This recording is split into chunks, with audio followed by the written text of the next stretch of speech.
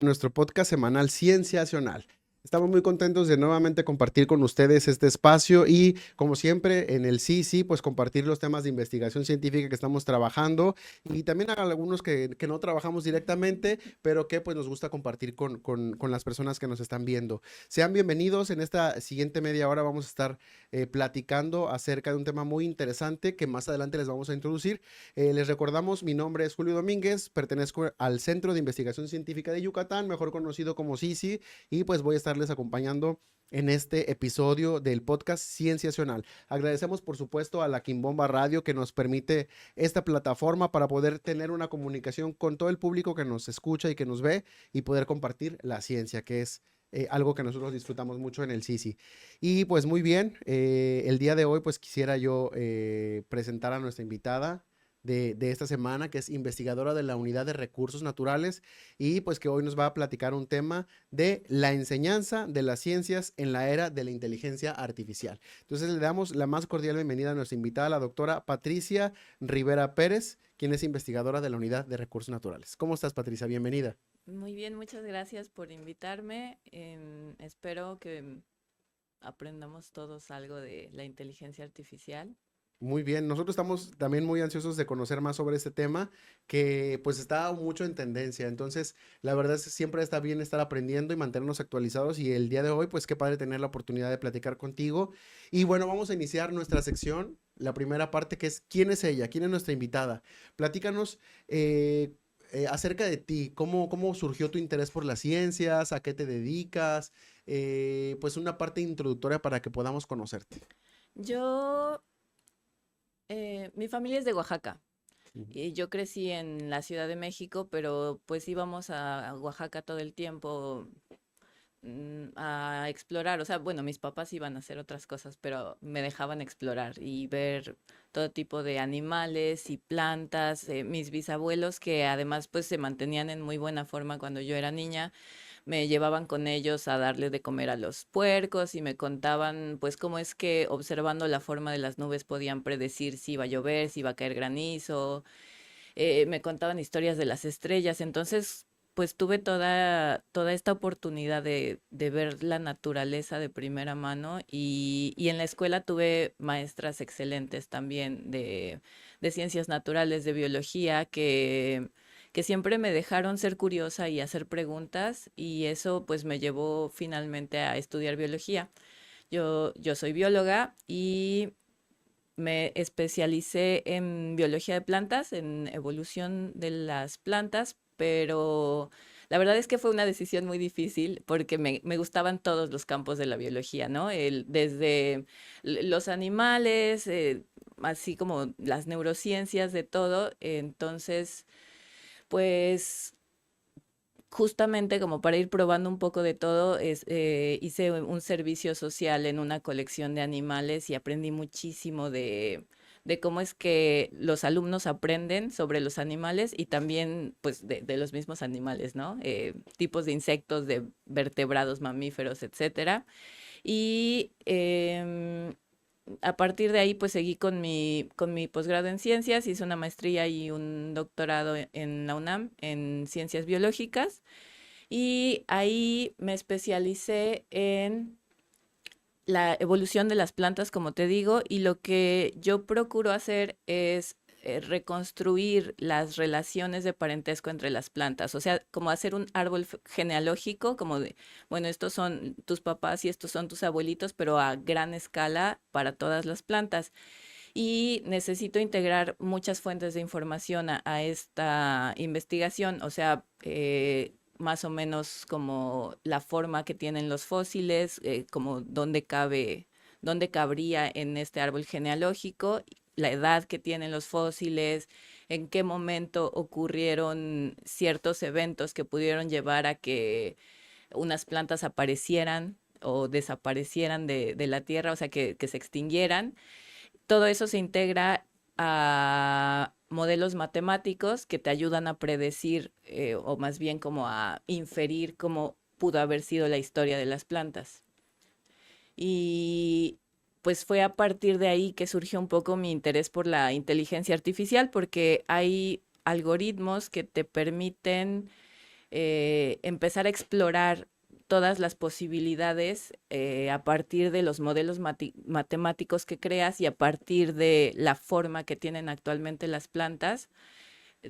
Te puede ir diciendo, bueno, si hubieran seguido este camino evolutivo, hubiera pasado esta cosa, si hubiera seguido este otro camino, tendrían esta otra forma, y entonces tú ya puedes ir escogiendo como cuál fue el más probable.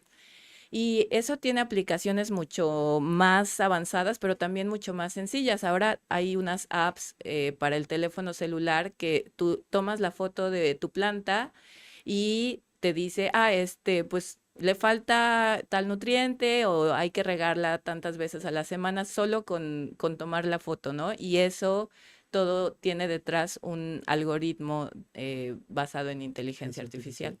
Y ahí es cuando ya se combina esta parte de la IA, que así se le conoce, ¿no? La inteligencia Sí, artificial con la biología, que es lo que estás trabajando. Actualmente tú eres investigadora del CICI sí. y estás trabajando esta parte justo. Sí, la parte de la evolución de las plantas. La cuestión es que te digo que me costó mucho trabajo decidir qué quería, o sea, no decidir qué quería hacer porque siempre me gustaron las plantas, sino especializarme. Y entonces, cuando acabé mi doctorado, decidí hacer otra maestría en neurociencias y educación y ahí también pues me di cuenta de lo importante que son estas herramientas tecnológicas y de el potencial que tienen su uso para educar, para informar y para el mal también. O sea, como para hacer cosas, pues no tan, Propositivas. sí, sí, Sí, de hecho, de hecho, por eso es un tema que también se ha prestado a polémica a nivel legislativo, porque pues se ha visto que la inteligencia artificial pues tiene sus beneficios y sí, hay algunos riesgos, ¿no? Que sí, podemos claro, estar identificando, que más adelante, a ver si nos puedes platicar un poquito también sobre eso, ¿no? sí, Pues bienvenida Patricia, vamos a disfrutar mucho estar platicando contigo y pues vamos a iniciar con nuestra segunda sección que es contexto, donde el público va a poder conocer a grandes rasgos el tema del que vamos a hablar para pues irnos enganchando y familiarizando con lo que es la inteligencia sí. artificial. Entonces, nos gustaría empezar primero pues por hacer una definición general para el público no especializado y que estamos escuchando esa transmisión sobre a qué nos referimos cuando hablamos sobre inteligencia artificial. Sí. Como ejercicio, le pedí a una inteligencia artificial que me definiera qué es una inteligencia artificial. Ok, como preséntate.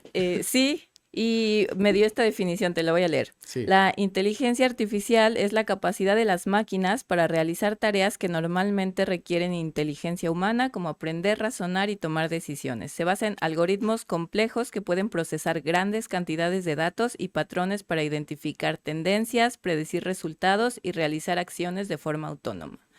Entonces, eso es a grandes rasgos lo que es una inteligencia artificial. En realidad no hay una sola definición porque es una rama muy amplia de las ciencias de la computación, de las ciencias, implica también matemáticas y pues otros factores. Hay muchos tipos de inteligencia artificial que se están usando de muchas formas. Generalmente cuando nosotros pensamos en inteligencia artificial, pensamos como en, no sé, en Terminator o en esta película de Will Smith de Yo Robot, Yo así Robot. como súper avanzados, no De sé, futuros distópicos sí, sí, incluso. sí, inteligencias que ya se volvieron locas y están tratando de, Dominar a la ajá, humanidad. sí, pero en realidad la inteligencia artificial lleva muchos años desarrollándose, ¿no?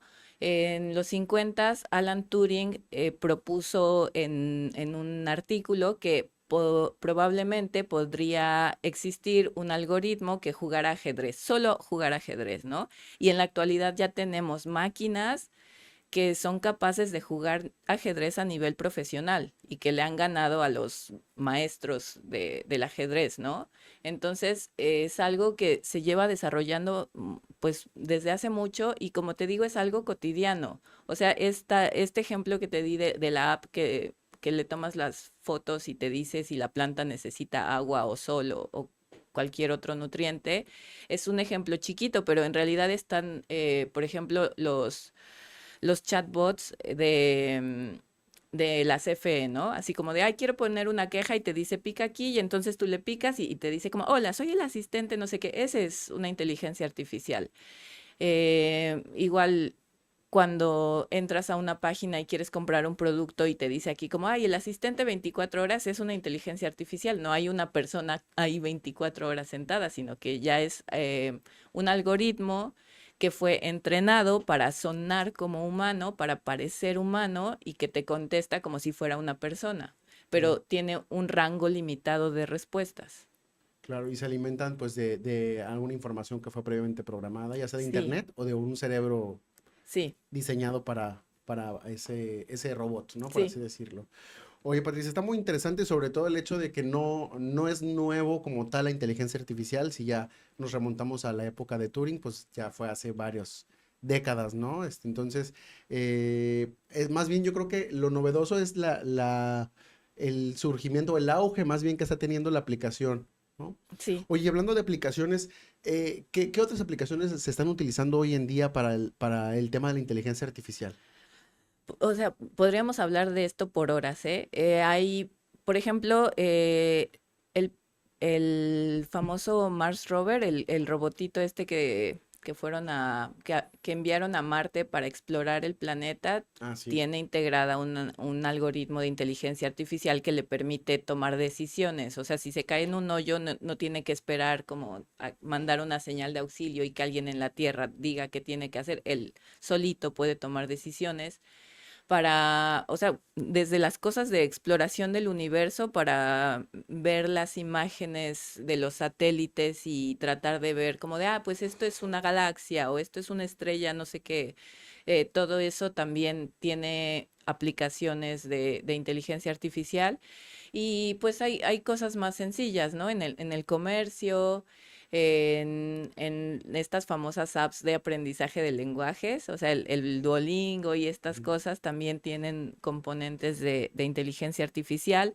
Los automóviles autónomos, los Tesla, tienen también pues la única forma en la que pueden moverse de forma autónoma y predecir los patrones de tráfico y tomar ciertas medidas en tiempo real es a través de la inteligencia artificial. Entonces hay muchísimas aplicaciones tecnológicas y también ahorita está, como están tan disponibles, está el auge de la aplicación pues por diversión, ¿no? Estos Recreativa. generadores, ajá, generadores de imágenes, como de arte, incluso, o sea, si quieres escribir una novela, puedes simplemente buscar una inteligencia artificial y decirle como, tengo estos personajes, tú escribe una novela y te va a generar algo, o sea, va a mm, sacar un producto que no necesariamente va a ser de la calidad de una novela de Tolkien o De un artista. sí, pero va a crear contenido. Oye, Patricia, ahorita acabas de tocar dos temas que pueden ser controversiales, que es el tema del Tesla, por ejemplo. Sí, Seguramente muchas de las personas que están viendo esto, vieron ese video viral donde hay, creo que es un chico, un usuario, una usuaria de un coche Tesla que se reinicia y la deja encerrada a la persona. Entonces la persona se queda en el coche y no puede salir porque el coche tiene su propio cerebro y decidió que tenía que actualizar el sistema operativo. sí, Entonces, mientras tanto, la persona se quedó atrapada sí. en el coche. Entonces, hay ciertos riesgos también, ¿no? Sí, claro. El problema de la inteligencia artificial es ese, que está programada para pensar como un humano, pero tiene ciertos límites. O sea, nosotros como humanos, pues podemos pensar, aun cuando estén ocurriendo situaciones que teníamos por ahí imprevistas, ¿no? Pero la inteligencia artificial pues está contenida dentro de ciertos parámetros. O sea, si tú le dices a un algoritmo, bueno, ahora vas a jugar ajedrez y estas son las reglas, él va a jugar muy bien dentro de esas reglas, pero si le cambias las reglas o si modificas algo o si no juegas tú con esas mismas reglas, no vas a saber qué hacer. Y es lo mismo con Del estos, vehículo, ¿no? ajá, con estos vehículos que pues a veces las conexiones a internet fallan o el sistema operativo o alguna falla eléctrica provoca un fallo en la computadora que es la que controla todo el sistema y atrapa a las personas. Deja atrapadas a las personas. Otro riesgo que también se ha popularizado o un debate que se ha popularizado también es el tema de los derechos de propiedad intelectual. Sí, Ahorita mencionaste la parte de las obras artísticas, de las pinturas, se recrean ya muchas cosas o ya casi todo puede ser recreado con inteligencia artificial, pero desde tu perspectiva conoces de este tema, pues ¿cuál es tu opinión al respecto de la propiedad uf, intelectual? igual, podremos estar aquí hablando horas. Sobre ese tema en particular, Sí. pero algo concreto que nos quieras Em, compartir.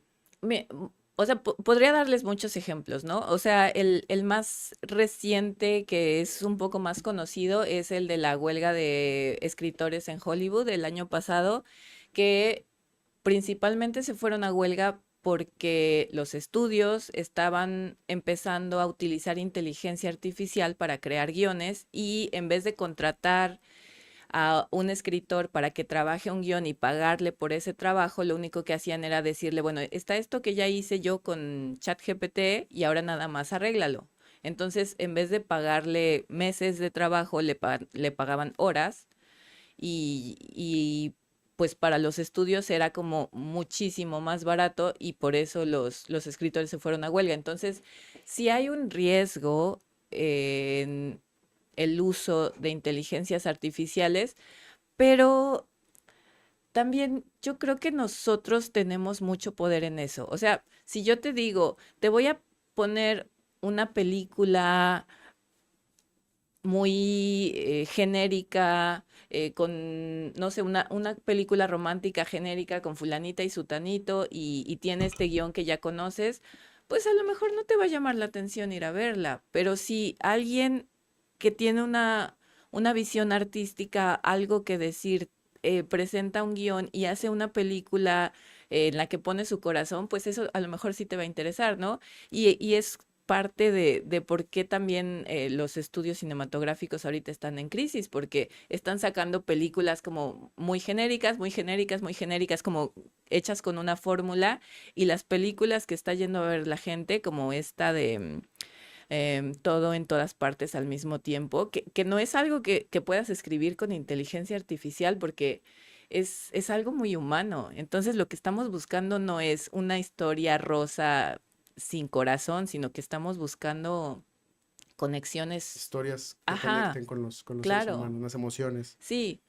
Y en la parte académica también se está volviendo un problema esto de la generación de contenido con inteligencias artificiales. Hay muchísimos artículos actualmente en los que se ha detectado que los autores solo pusieron lo que salió directamente del chat GPT y pues eso es un problema ya mayor, ¿no? O sea, te habla Serio. también de la integridad académica de las personas y de por qué es importante que los alumnos desde muy chiquitos y en general todos tengamos conocimiento de que estas herramientas existen y cómo se pueden usar sin desvirtuar nuestra propia inteligencia y nuestra propia humanidad. Integridad también. Claro, Oye, Patricia, está muy interesante esto y bueno, además, ya como para cerrar esta parte de la propiedad intelectual, que ya luego te invitaremos a platicar de esto más a profundidad,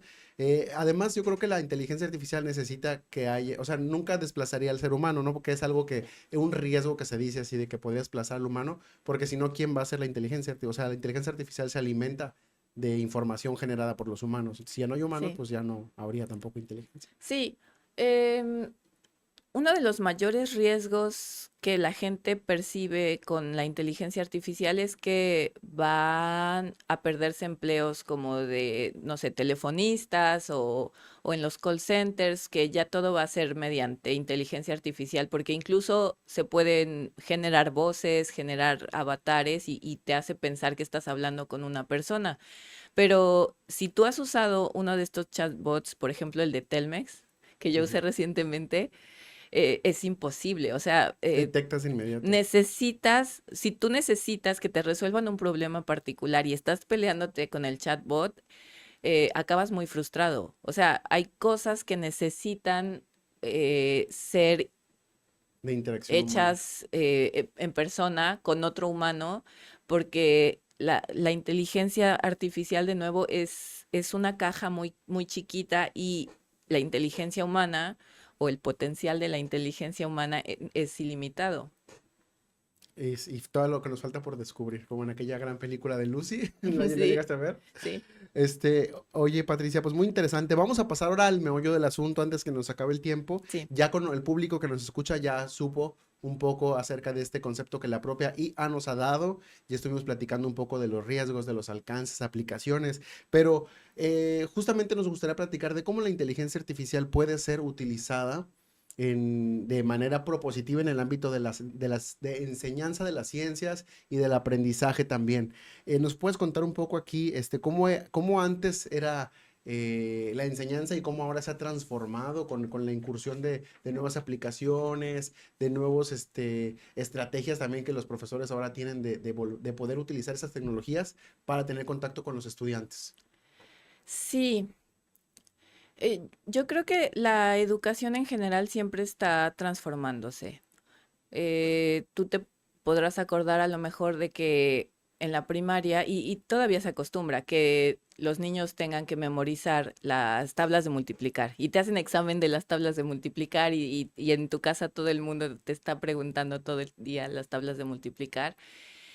Yo, por ejemplo, si quiero saber cuánto es 8 por 7, tengo que recitarla toda para llegar a Al cuánto es 8 por 7. 56. Sí. Pero el objetivo de enseñar ciencia no es solo que sepas cuánto es 8 por 7. El objetivo de enseñar matemáticas no es que agarres el trinomio cuadrado perfecto y con eso vayas a comprar las tortillas. O sea, no es simplemente que memorices una serie de cosas. Tú aprendes álgebra, por ejemplo, para entender cómo funciona el mundo, cómo resolver problemas, para tener una estructura de, bueno, este nuevo lenguaje, ¿no? Porque las matemáticas son un lenguaje también. Entonces, tú tomas los números y los transformas a un lenguaje con el que puedes describir la naturaleza y los átomos y todas las cosas.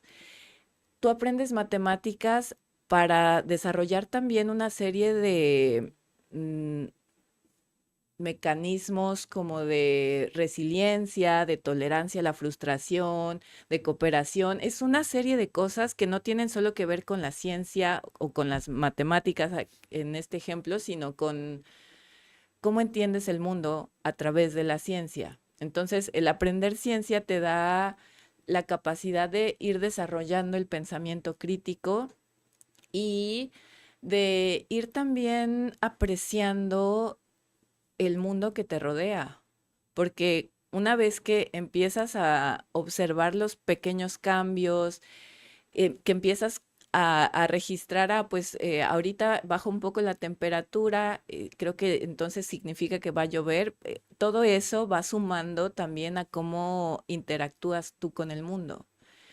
Y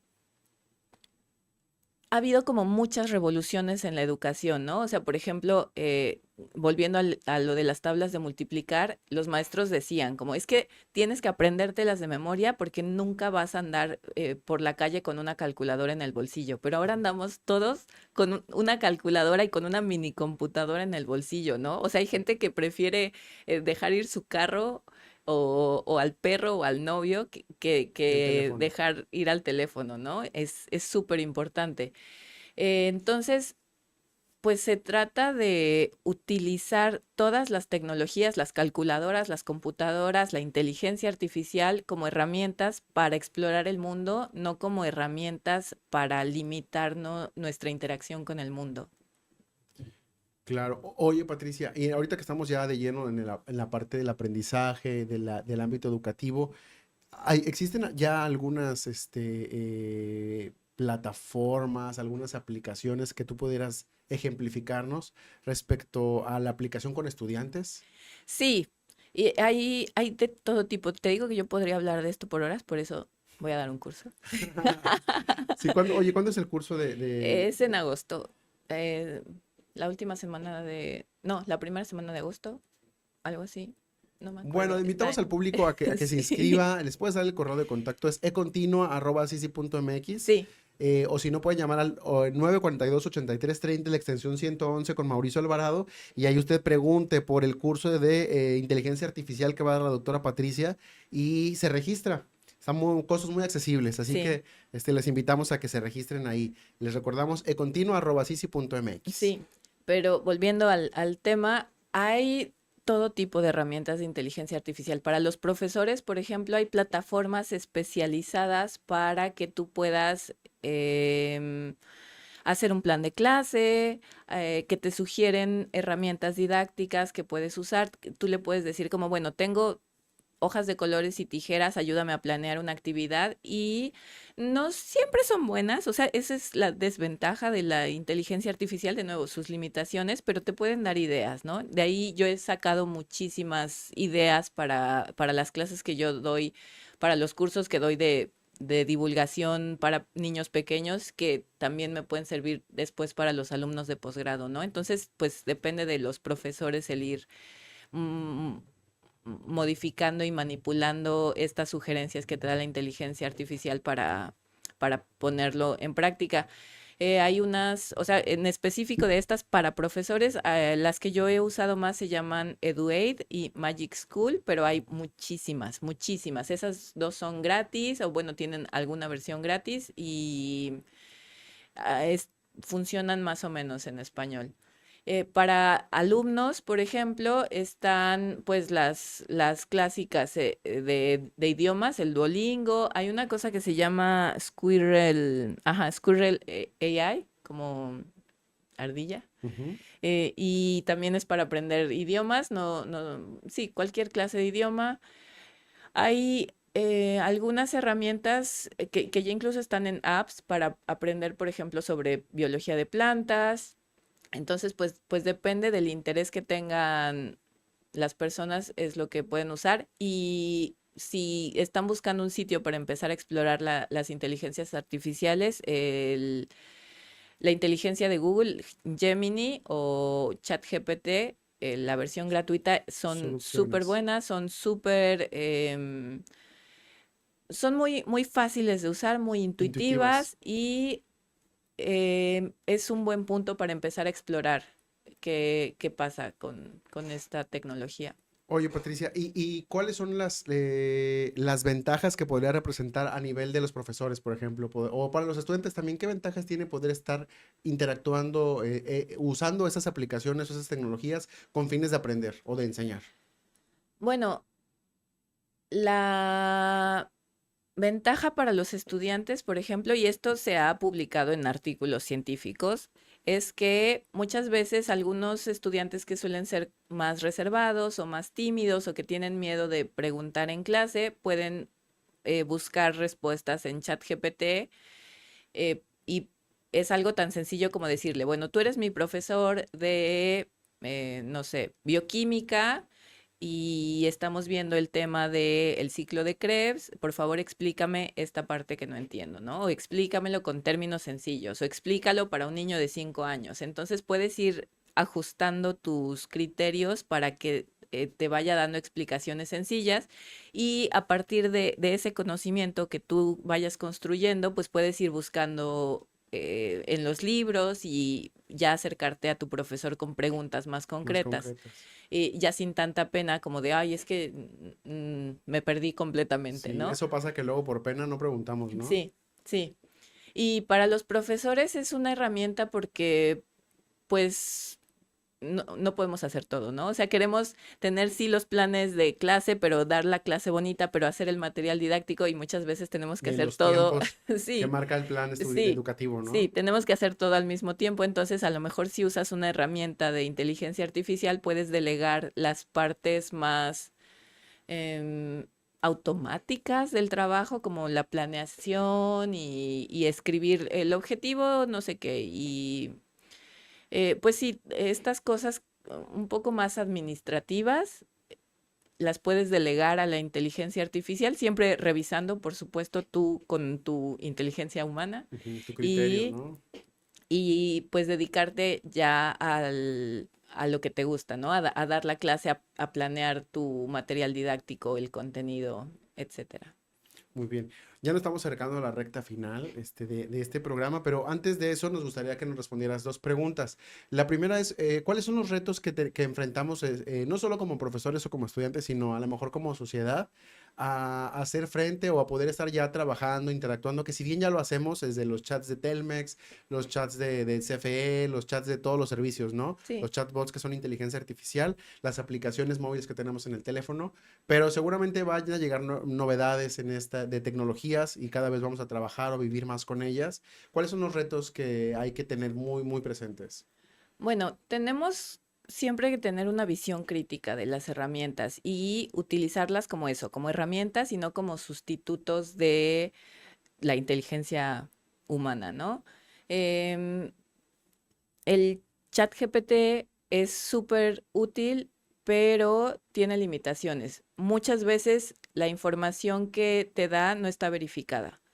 Entonces, pues dependiendo del sesgo de la persona que programó la inteligencia, te puede dar respuestas Tendenciosas. tendenciosas, sí.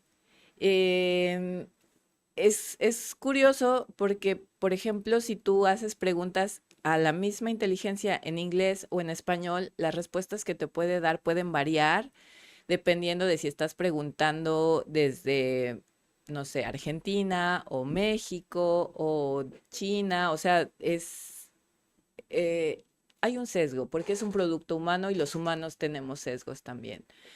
Está también la otra parte de el esparcir la información falsa. La famosa imagen del Papa con una chamarra así como de bombón, que estaba, o sea, tú la veías de lejos y parecía una cosa real. Sí, yo me la creí que era real cuando lo vi. Y ya que te empiezas a meter a los detalles, pues ves que estaba como no sé, que tenía como una cadenita rara y la mano le salía como de un ángulo extraño. O sea, ya que ves los detalles, te das cuenta que es una imagen rara, pero a lo mejor si no estás consciente de que estas herramientas existen, puedes decir como, oh, pues a lo mejor está rara la foto y pensar que sí es real. Entonces, tenemos que ser ahora más que nunca conscientes de dónde estamos obteniendo la información, eh, Claro. qué fuentes sí son confiables y qué fuentes no. Y tiene que ser algo que estemos revisando constantemente porque no siempre la fuente va a ser confiable. Entonces, tenemos que tener una visión muy crítica al respecto y también tenemos que empezar a ser más conscientes de la seguridad de nuestros datos biométricos, por ejemplo. Em, Estas personas que usan mucho